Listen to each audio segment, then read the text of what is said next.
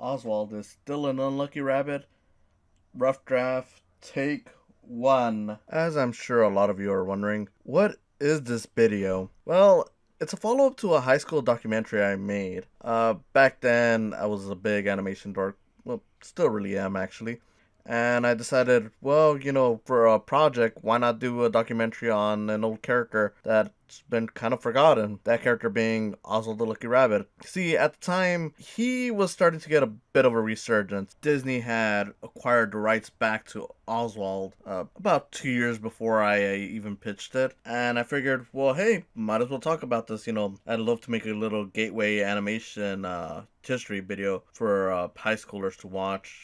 Of course, I was a high schooler too, but you get the idea. And I figured, so hey, why not do that? And well, you know, I'm not gonna say I'm not proud of it. It's certainly something that I enjoyed doing, but the problem was that it just wasn't to the level I wanted it to be. And look, again, I was in high school. It's not like I had the resources, the time, or anything like that. But I feel like I could have done a lot better, but I get it. It's high school. My communication skills weren't that great, and heck, they're probably still not even good now. But I figured, hey, well, I could always do it again, maybe in a few years. And I thought about that for years, doing it again, coming back to it, and well, I just never really did. And I figured, every year that passed by after that, I figured, well, maybe next year I'll do it, maybe next year. And just disappointment after disappointment, because I might not have had all the resources back then, but compared to what I have now, I feel like I had it good in high school. I mean, not that I don't have it now, it's just that,